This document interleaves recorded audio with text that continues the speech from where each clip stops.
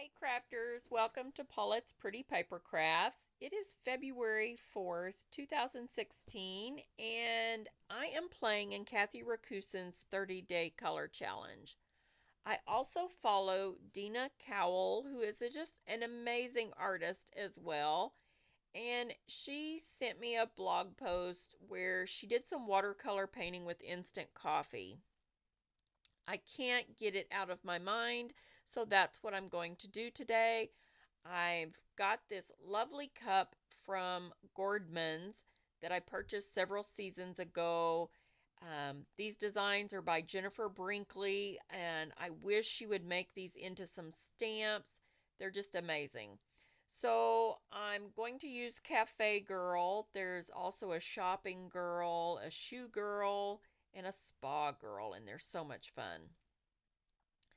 So I'm going to do my best to just draw the front profile of this cup. And I've got some Canson watercolor paper. This is from the 9 by 12 inch pad that they sell at Walmart. I love the thickness of this watercolor paper. It's got a rough side. I'm working on the rough side here. It also has a smooth side on the back if you want to use it for stamping. Right here I'm talking about perspective and getting things level on, on your drawing. When I'm making patterns like for bibs or burp rags, I always draw on a large piece of paper, and one side always works out really well and one side doesn't. But if it's a symmetrical pattern, you can fold it in half and cut the side that you like. In this instance, that's not going to be possible. And so I'm really trying hard to not be too critical of myself and just enjoy the process.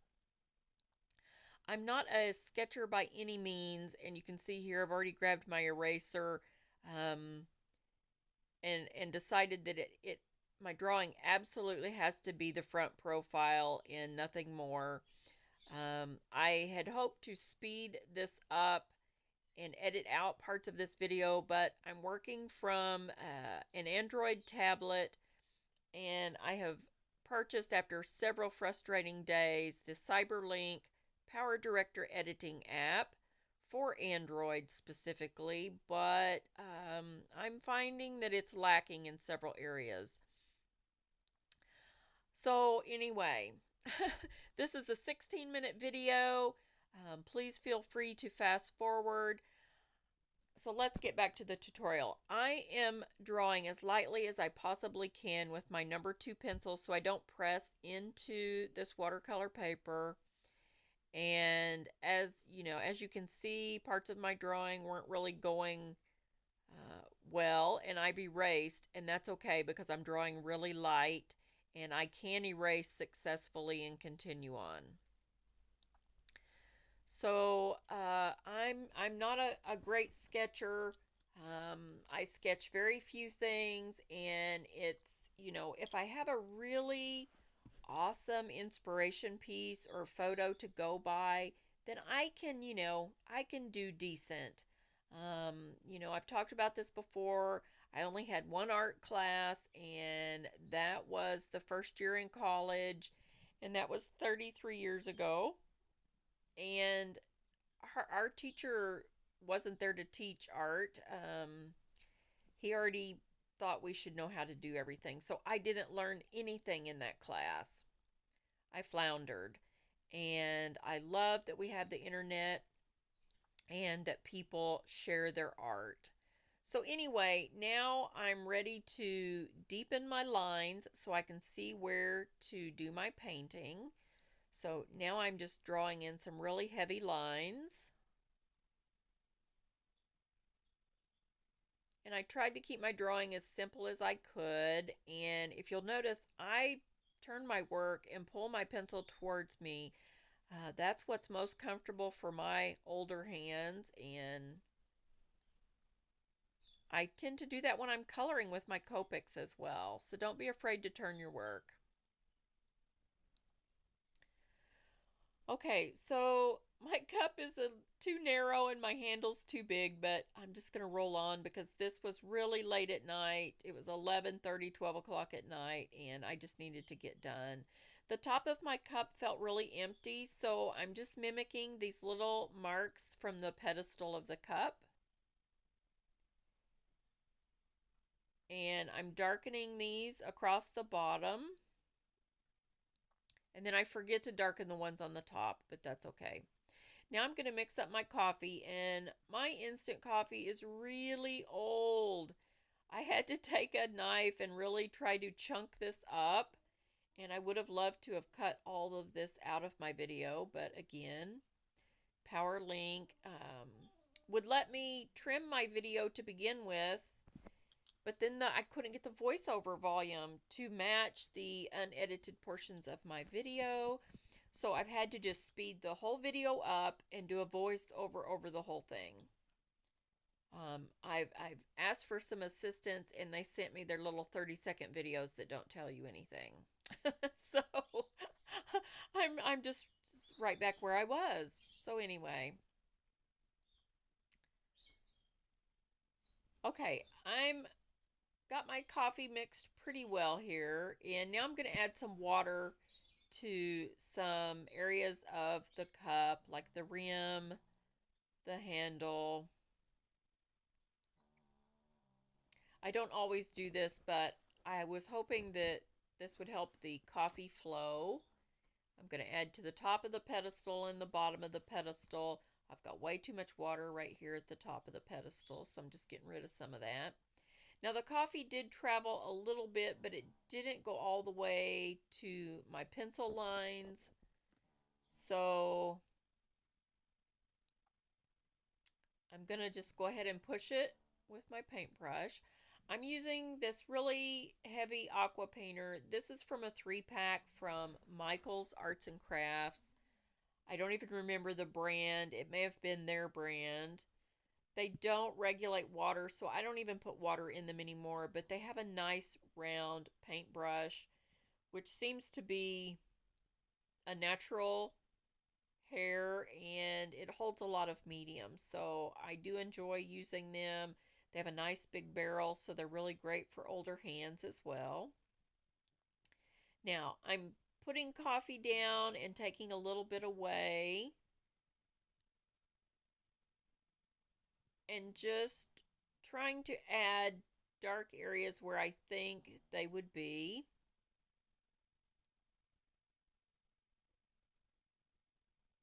Just spreading this coffee around.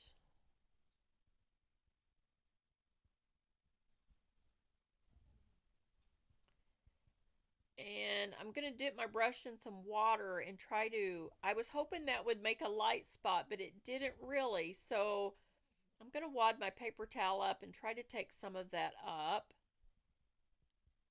And not enough came off of the pedestal for my liking. So I'm adding some water and tapping it a little bit more.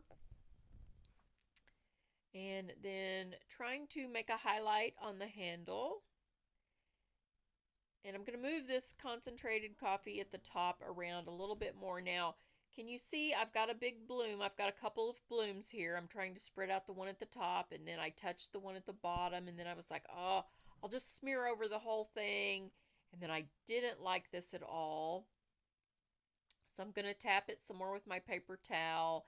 And I still have this streak in the center. You can see I touched it with my finger and it didn't move. And I was like, okay, I've got to add some more coffee here and see if I can't fix that. And actually, it was pretty good right here. I should have just left it alone, but I have a hard time leaving things alone. Okay, I'm going to clean up the edges where the coffee got outside the lines, and that's one of the really cool things about watercolor paper. You can just scribble a little bit of water, take the dry corner of your paper towel and tap that away. And I decided that I need to go and get my stamp set. And while I'm getting my stamp set that is about coffee, I also find my Tim Holtz Splatters stencil, which is the coffee rings and the splatters.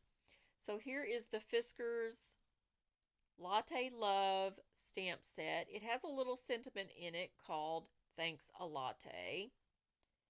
And so I'm just going to lay that aside and go ahead and work with my stencil. This is a Tim Holtz stencil, THS009, and I'm going to put my coffee rings here. Now my coffee cup is still too moist, so I'm holding my stencil up. I'm not letting it touch the cup, and I'm just slopping some coffee into these open areas of the stencil, not being too careful, and then raise that up. I'm going to dry my stencil off between my paper towel, and I'm going to flip it around, and I'm going to use the splatters area and just put some more coffee in here. And still not being careful, I'm just filling these areas and being sure to get in all of those little drippity dot spots. And I knew this stencil was going to be really fun, and there we go. I'm drying that off again.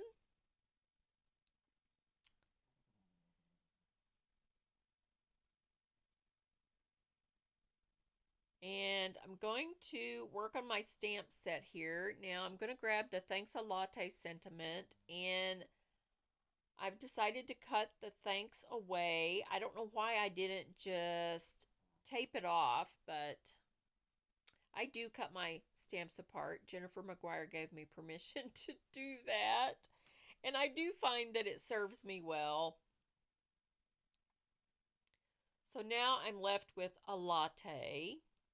And I'm going to grab a Simon Says stamp set called I See You. It has a little sentiment in it that says, I love you. And I thought that would be cute. I love you, a latte, is what my sentiment's going to say.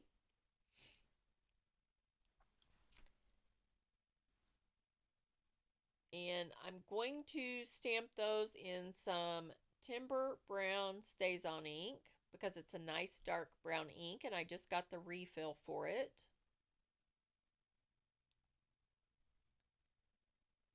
And I decided I better test out these stamps. So I'm grabbing a little scrap piece of cardstock. And I Love You stamped really well. A latte was a little bit rough, so I'm going to work on this stamp. Some polymer stamps are just a lesser quality and they don't accept ink well, but if you sand them with a fingernail file and clean them off, then dry them, then they will pick up the ink a little bit better. So I'm trying to decide where to stamp this. It probably would have been cute on the cup, but I decided to stamp it here to the left. And the latte is heavier, but they were kind of similar fonts, and so I think this turned out pretty cute. I really like the way this whole project turned out. My dad is always telling me sign your work, so I'm going to write my name on here, and I'm just trying to figure out where to write it. I try to hide it within the design so it's not noticeable. And I'm going to print my name. I never sign my name on my artwork the way I sign it on real documents. Be sure and protect yourself that way.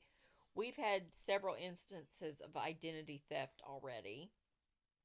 I'm going to go ahead and try to conceal this a little bit more by adding a little bit more coffee to it and darkening that area. That's a natural area where the cup would be a little bit darker. That's where I try to sign my name, put my name in. And I'm adding a little bit more coffee. There would be a little shadow right under the rim and right here under the top of the pedestal as well. And then I'm going to tap that and make it blend out a little bit so it looks a little more natural. And adding a little bit of water. And Same thing with the cup. I'm adding a little bit of water to bleach that out. I found that this coffee was very forgiving. If you have never tried painting with coffee, I highly recommend it. It was very forgiving.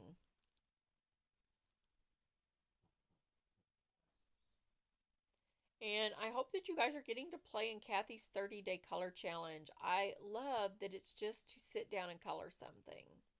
If you want to create a card or an art piece or anything, the whole idea is just to color something, and I love that. It's very liberating in many ways. So I did my very best to just create and be artistic. I tend to overdo, so it's really hard for me to hold back and not overdo. Sometimes I'll have something that's fairly decent and I just keep fiddling with it and then it ends up going south. So this worked out pretty good. If you guys have any questions, be sure and let me know. And hopefully in time for the next video, I will have figured out some editing solutions. Thanks for joining me today.